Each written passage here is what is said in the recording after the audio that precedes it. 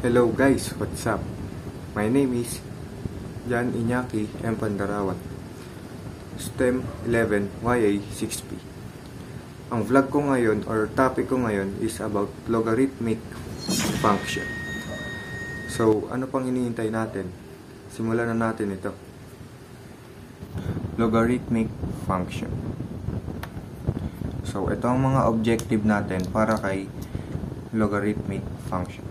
So, una, we need to find the inverse of an exponential function using logarithms. Pangalawa, we can learn to transform exponential equation in logarithmic form. Pangatlo, we can learn how to solve the logarithmic function. So, logarithmic function.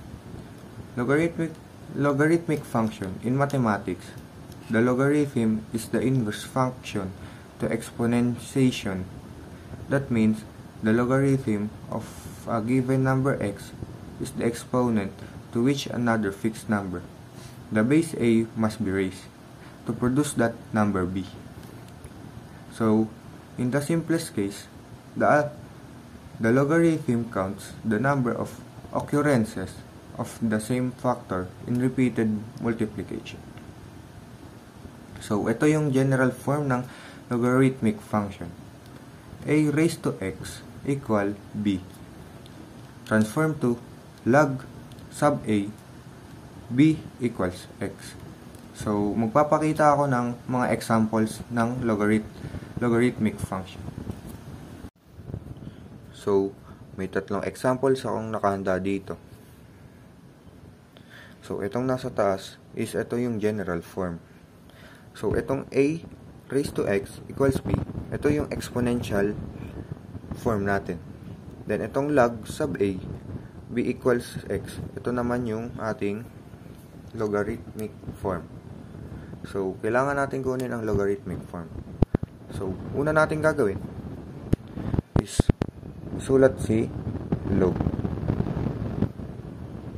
Then, ang katabi ni log is a. So, ang a dito is yung base number natin na si 6. Ilalagay lang natin dito sa tabi ni log.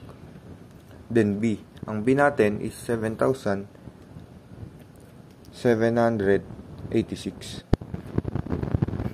Then, ang x natin is exponent 5. So, ganito lang kadali kunin ang logarithmic form. So, try naman natin sa number 2. So, maglalagay ulit tayo ng log. Then, ganun ulit ang gagawin natin. Hanapin natin ang base number. Ang a is 10. So, lalagay natin sa tabi ng log. Then, ang b is 10,000.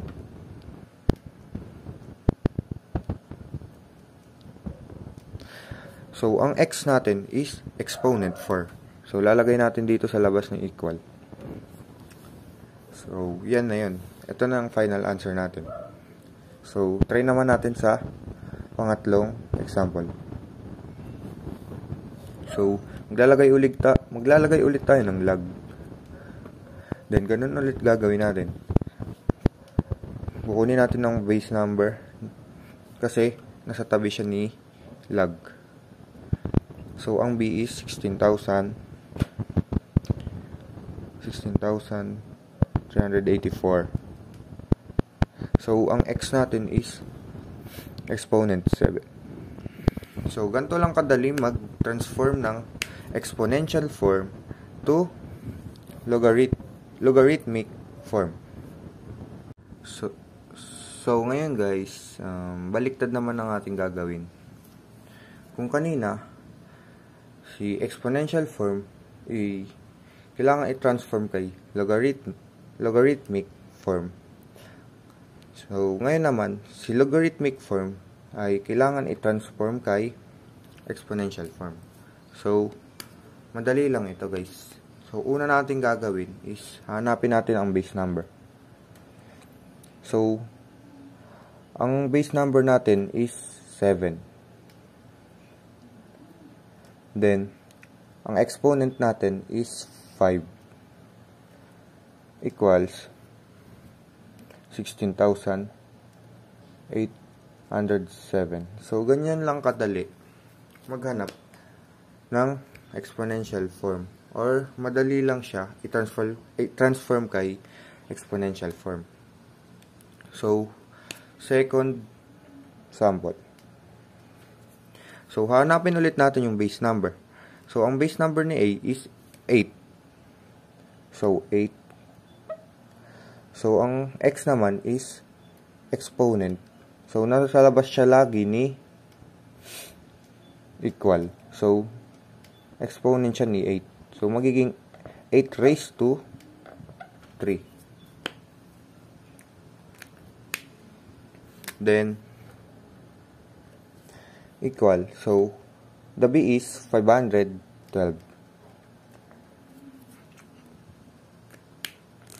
So, paano to guys? Wala siyang base number sa pangatlong example natin. So, take note guys. If a logarithm doesn't have a base number, it is always assumed to be base 10.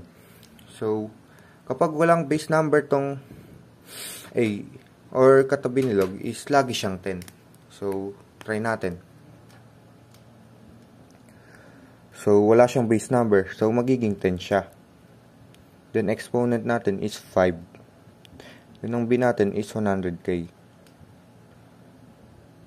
100k. So, ganito lang kadali or ganito lang kasimple i-transform si logarithmic form kay exponential form. So guys, we need to find the value of x in logarithm. So, una natin gagawin is gawin lang natin siyang exponential form. So, kukunin natin si 9, magiging base number siya. Then, si 4 is magiging exponent. Equals x. So, kapag tinype natin yan sa calculator, ang lalabas ay 6,561. So, ang sagot natin dito is 6,561 equals x. So, ito yung ating value of x, 6,561. So, example number 2 naman. So, ganun lang ulit gagawin natin. Gagawin lang natin siyang exponential form. So, kukunin natin si 5. Magiging base number siya. Then, si 5 sa labas is magiging exponent. Equals x. So, ganun ulit gagawin natin sa calculator. 5 raised to 5 equals 3,125 equals x. So, ganun lang siya kadali, guys. So,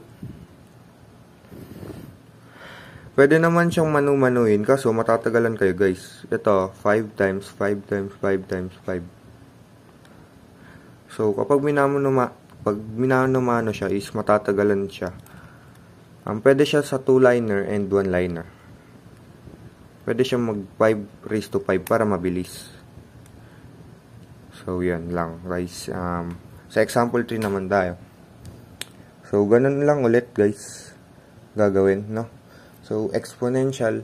Gagawin lang natin exponential. So, yung 7 is magiging base number. Then, yung 6 is magiging exponent. So, 7 raised to 6 equals x. So, type ulit natin sa calculator siya. 7 raised to 6 equal 117,649 ang sagot. 100 17,649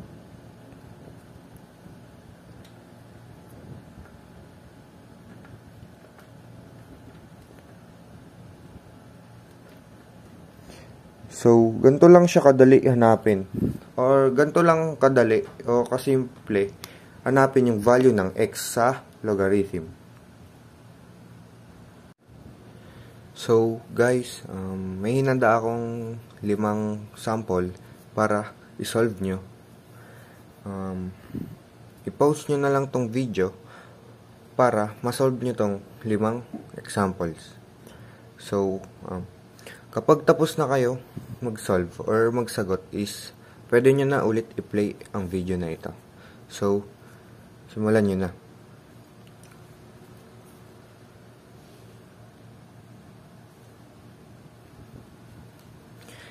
So, number 1.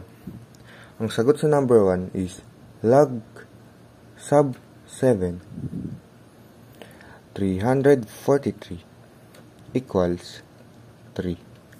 So, ito ang sagot sa number 1 example.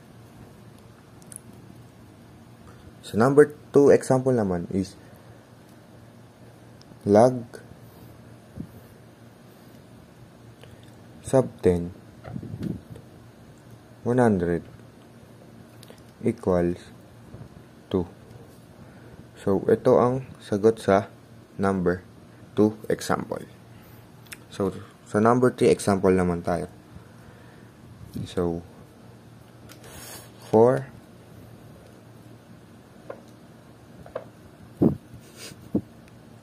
raised to 6 equal 4,096.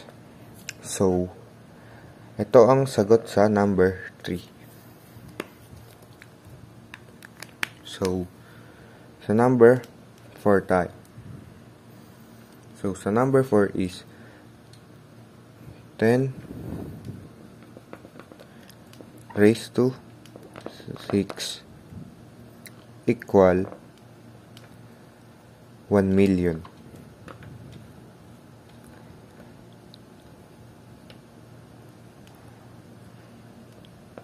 So, ito ang sagot natin sa number 4. So, sa number 5, 3 raised to 9 equals x. So, kapag kinalculator natin ang 3 raised to 9, ang lalabas ay 19,683. So, ang sagot natin is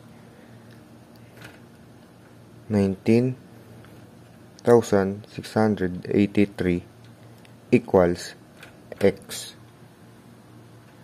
So, ito na ang sagot natin sa number 5. 3 raised to 9 equals x. So, 19,683 equals x ang sagot natin sa number 5. So, kung parehas tayong nakuhang sagot, mag-comment down below na kayo dito sa video na ito. So guys, that's all for today muna. And sana marami kayong natutunan sa video na to at sana nag-enjoy kayo. So guys, lagi nating tandaan, sometimes the questions are complicated and the answer are simple. By Dr. Seuss. So, salamat sa panonood nyo guys. Hanggang dun muna tayo. Paalam.